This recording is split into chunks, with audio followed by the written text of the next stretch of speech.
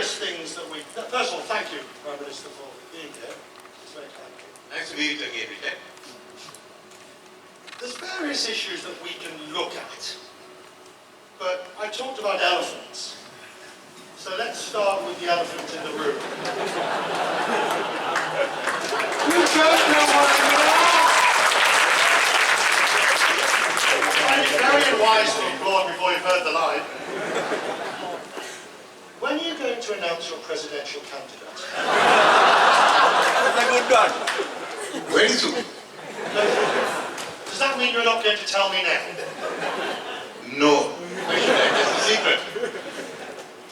We'll move on. Let us go straight to the... We'll talk over the course of the next 20 minutes or so.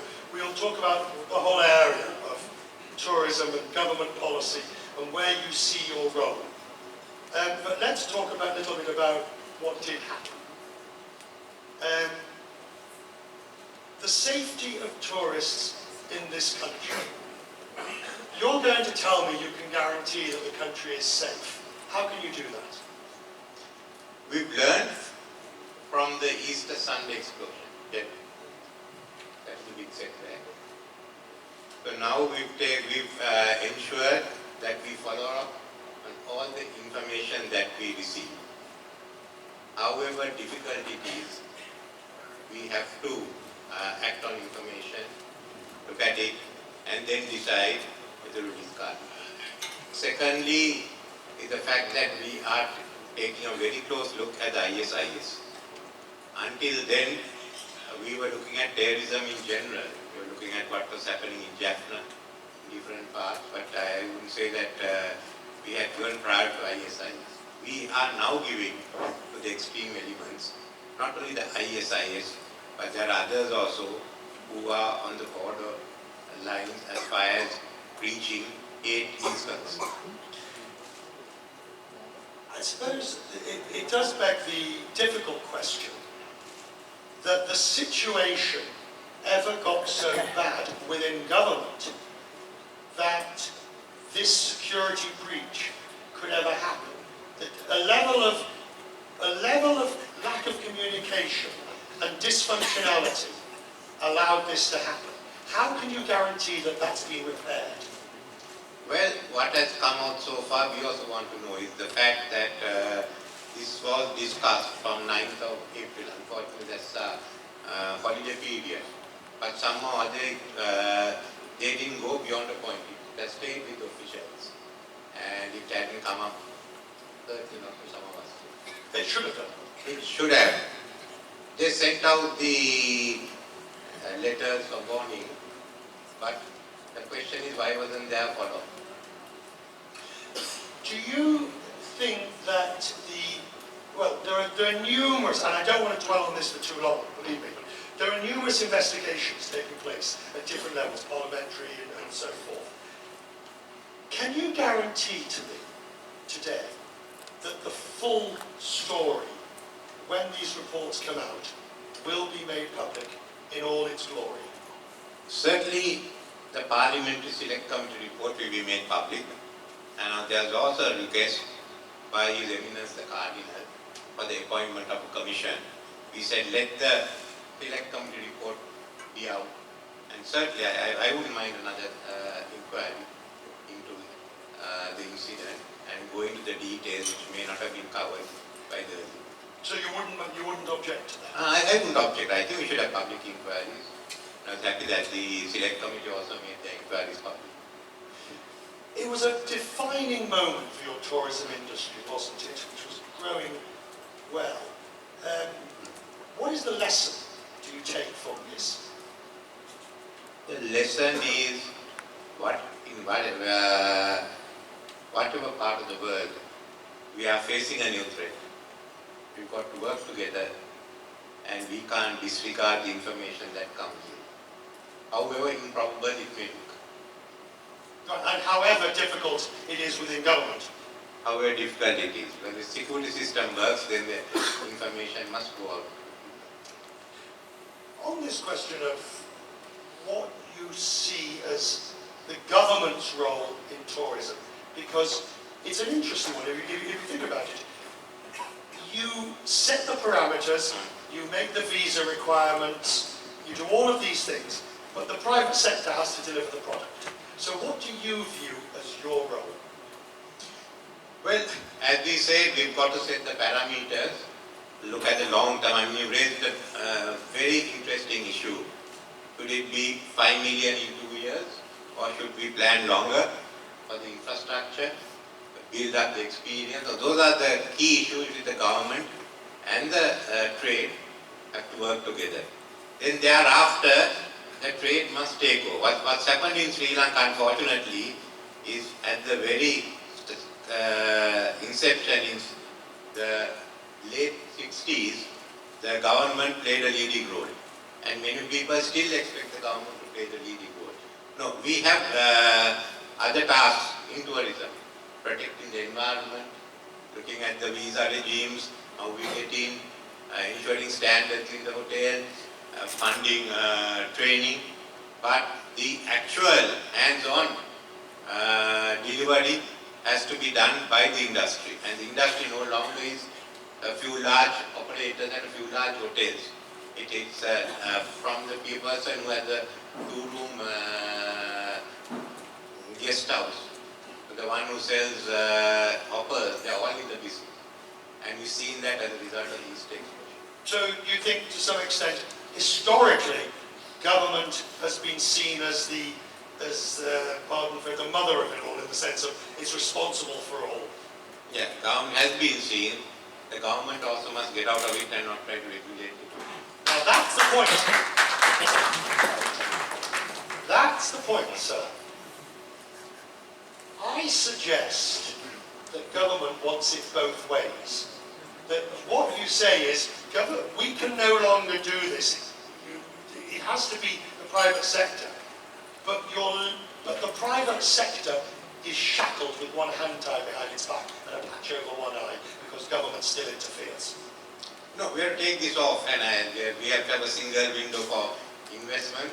Clearances must come in quickly, and we should plan. Now, we've done some of the long, for instance, we've worked on some of the regions. For the south, we've identified large resorts. Similarly, we moved in to get the Jaffna Airport moving.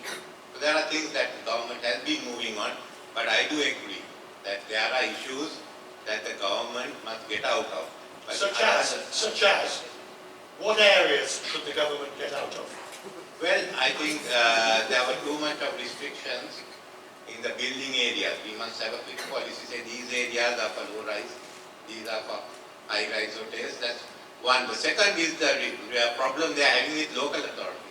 Unfortunately, in our constitution, we don't control the local authorities. We may have to bring in some national laws which lays down what are the rates that can be charged.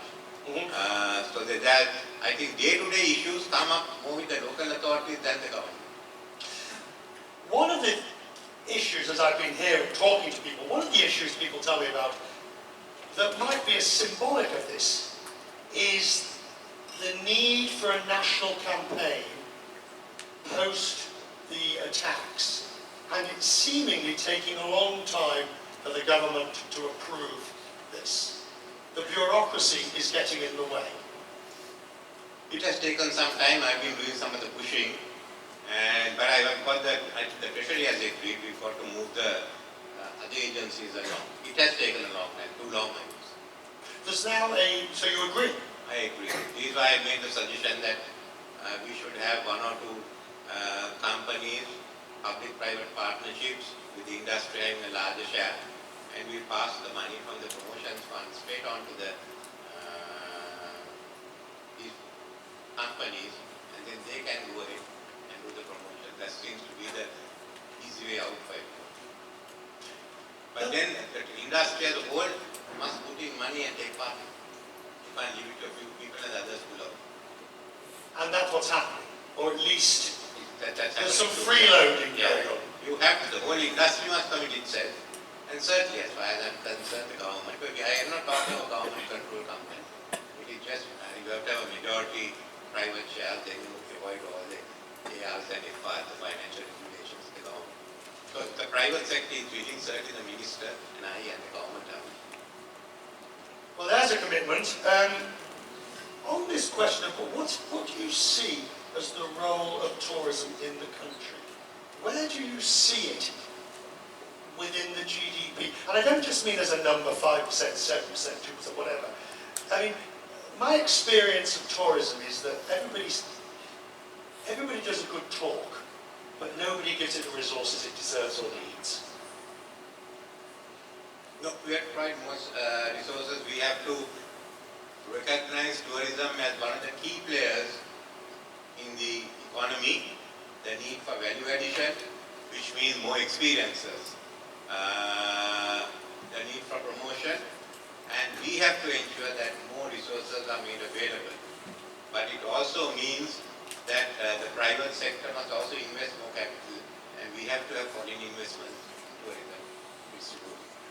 Is there you're describing a virtuous cycle where private sector brings in money, government does proper regulation, so more private sector money comes in. But you're not there yet, are you? No, we've done a lot of the groundwork. We can break through in the next year right now. You think so? Yes, we can do that. Why are you so optimistic? Well, we've identified all the issues, and we need some laws. One or two, we get all I realise in a room like this, nobody is going to say to you, you're dreaming. Yeah, but I always dream and do it. Good answer. But if, Prime Minister, somebody thinks in this room, he's talking a good talk, but what he's saying bears nothing like the reality, can they contact your office? You can. You can. Not me, you. What about infrastructure? Many of them have been in touch with me after the blast. Yes? And we were adjusting, yeah. I think we all got together and decided we'll get the numbers up before the winter season. I must thank everyone from the industry and many other departments of government who got together. Otherwise it would not have been possible. And we did something which should be done earlier, reducing the ground handling charges, removing some of the others. Maybe as Mr. Churchill said, crisis is the real opportunity. It is, isn't it? It is. Because you can get We acted much faster in a month than I could have done in 6 months' time. We just got everyone together and kept pushing them. And we've had all our major festivals. We had the Candy Perhara and the other Perharas. We've had the Hindu festivals in Jaffna. We've had the Catholic festivals. We've gone through all of them without a single incident. Let me then, related to that, how, if the industry grows as everybody hopes, and you get to 5 million, whether it's in 5 years or 10 years, you'll get there, beautiful country, more people will come to visit. How much of a priority are you going to give into skills and training, the education? Now, you'll say yes, it's very important, but what are you going to do? That I would like the industry to take over. We also have a role. We can give some funding for the institutions, and we are prepared to give easy payment or no interest loans to all the students who follow the courses. So that we are prepared, but we have to have training, especially in cuisine. Chefs, we need to train our guides. The guides don't know how to present the assets. We have, for instance, Anuradhapura. Cultural triangle can be another Nile cruise. It should take a week, not just 2 days. How are you going to do that? How do you create an environment? And it's not your job per se, but the Minister of Education, the Minister of Training. We have to do it because, Richard, looking at our plan, we've laid the infrastructure groundwork for investment. But any type of investment such as manufacturing, exports, will take you 6, 7, 8 years. It will be 10 years before you get the full benefit. But in case of tourism, you can do that in 5 years. So for the next circle of 2025, tourism is a major player in creating incomes and jobs. Right. What about the infrastructure to cope with it all? We'll have the infrastructure all the way down south. We have the infrastructure into Kandy. From there, the infrastructure is manageable. And we'll have the Colombo airport. We have the Maddal operating. We have Jaffna and Batticlow. It's a question of having more flights for the internal airports. But the key places are available, and even the roads to Norelia have improved. So we can manage in the next 5 years. So you don't think more needs to be spent on infrastructure? We need like water and other roads. Road infrastructure has come in. Electricity is in place. It's just shortening the time needed for the connections. But water, yes. Disposal of garbage. And we need, it's more time in many other activities for creating the experiences. As the hotels, for one example, as the hotels expand, there won't be enough pianists just to play around.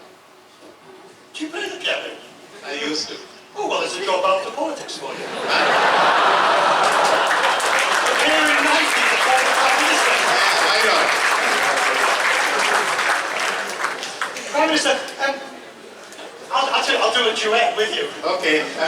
What do you play? Chopsticks? You hum it, I'll sing it. Prime Minister, does Sri Lanka need a national airline? Well, if you are willing to pay $1 billion, why not? We need a national airline, but we've got to, it doesn't mean the national airline has to be government owned. That's the first thing. I think we should have a private management of the national airline. And the national airline must focus on a few routes and allow the rest to be brought in. And it's because, as someone said, it's between Sri Lanka and Sri Lanka. Which Sri Lanka do you want? All right, but aren't many of Sri Lanka's airlines' problems the result of government interference and meddling? Well, certainly it was a question of government interference, and we have a debt of about $1 billion. We all have to pay that. Well, no, I'm not. Why, Richard, each time you come here and you pay back, you're paying a part of it. Oh. I knew you'd get money out of me at some point. As we come to the end here, Prime Minister, the industry is vital. The industry is fundamental to it. Can you assure us today that it is not going to be a political football? It won't be a political football. I think already people have, the industry players at different levels have taken it over. And what I found rather interesting was that after Easter bomb, politicians, irrespective of their parties, were all pressing us, get it moving. That was all that mattered. Wherever there were tourist centers like Tambul and Nikambu, it's the same message that came. And for 2 months, Parliament, we had to listen to all that advice the opposition gave us as to how the tourist industry could start moving. And you're going to do it? We'd done it by the time they were talking. Finally, are you sure you won't tell me who the presidential candidate is? You know, Richard, I'm a bit frightened because every politician wants a top job and all of them have got frightened and they say, oh, all 225 must be thrown out. Thank you very much, Prime Minister.